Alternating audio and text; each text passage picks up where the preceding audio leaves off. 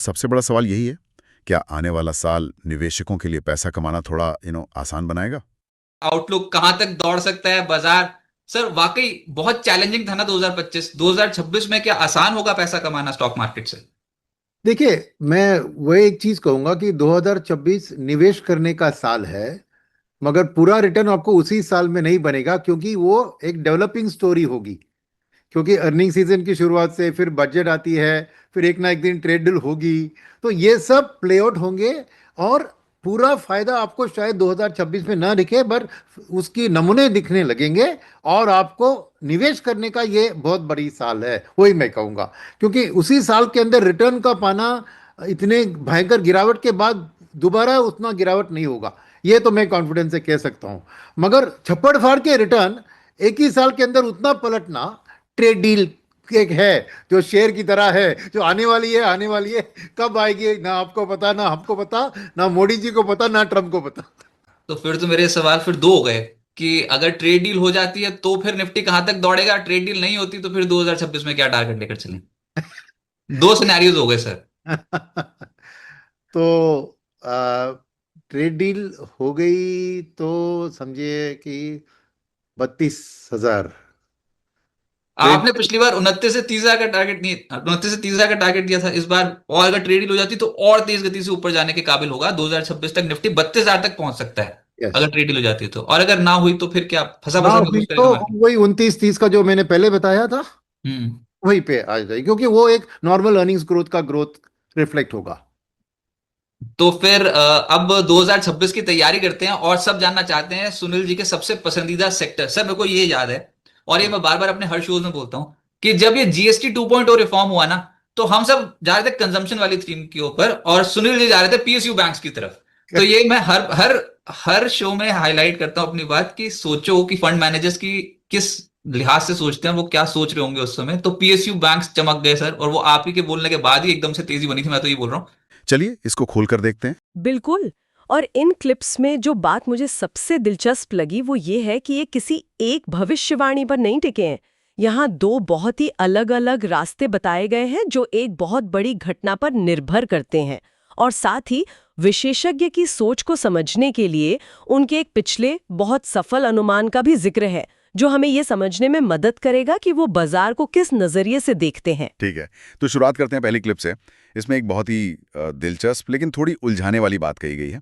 कहा गया है कि 2026 निवेश करने का साल है, लेकिन शायद पूरा रिटर्न उसी साल में ना मिले। इसे एक डेवलपिंग स्टोरी कहा गया है। अब ये सुनने में थोड़ा अजीब लगता है। मतलब कोई निवेशक अपना पैसा एक साल के लिए क्यों फंसाए अगर रिटर्न अगले साल मिलना है? ये एक बहुत ही जायज सवाल है, और यहीं पर एक रणनीतिक निवेशक और एक ट्रेडर के बीच का फर्क साफ हो जाता है।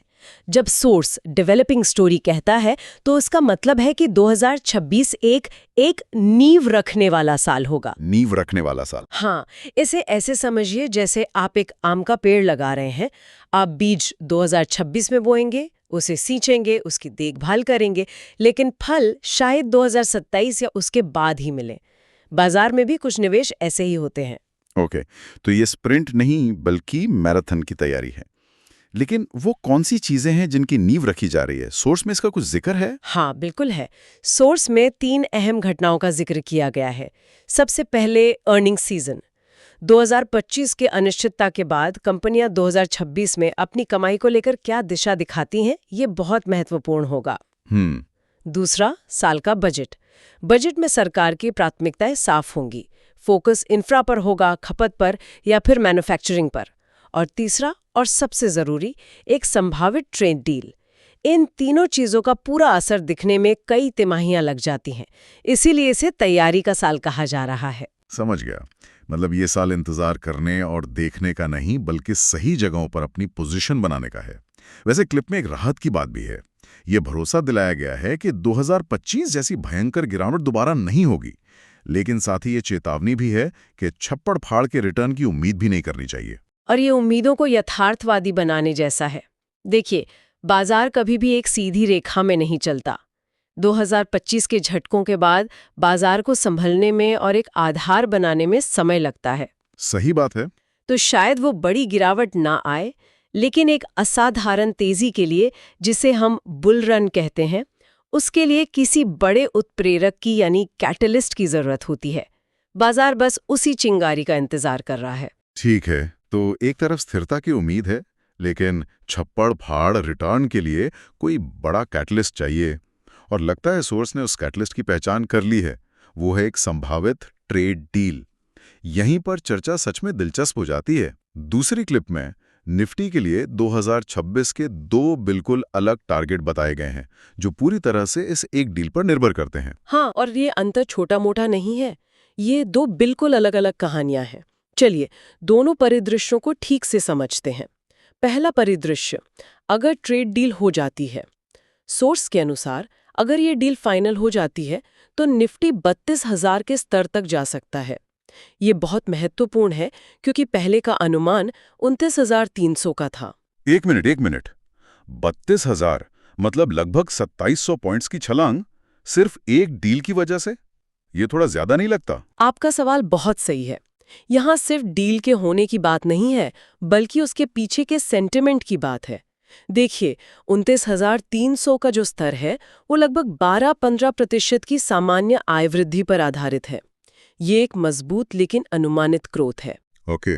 लेकिन जब 32,000 की बात होती है तो उसमें ये 12-15% की ग्रोथ तो है ही, साथ में एक बहुत बड़ा सेंटिमेंट बूस्ट भी जुड़ा है। अच्छा। ये डील भारत को एक अलग लीग में खड़ा कर सकती है, विदेशी निवेश का दरवाजा और खोल सकती है और कई सेक्टरों के लिए विकास की एक नई कहानी लिख सकती है। अच्छा। तो बाजार सिर्फ डील को नहीं बल्कि उस डील से खुलने वाले अवसरों के पूरे इकोसिस्टम को प्राइस इन करेगा।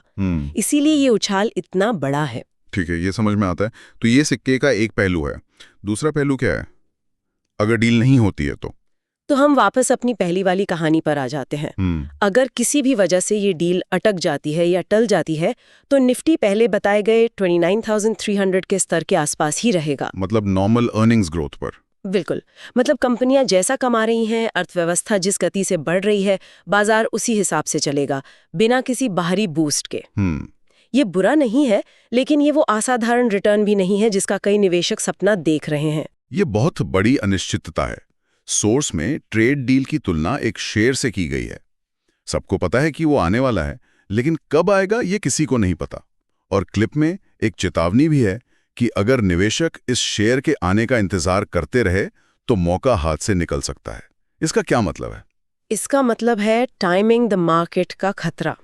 ये क्लासिक दुविधा है ना? हाँ। एक निवेशक के तौर पर रणनीति क्या होनी चाहिए? क्या आप मौजूदा फंडामेंटल्स के आधार पर निवेश करें और इस ट्रेड डील को एक बोनस माने, या फिर आप किनारे बैठकर पूरी तरह से स्पष्टता का इंतजार करें?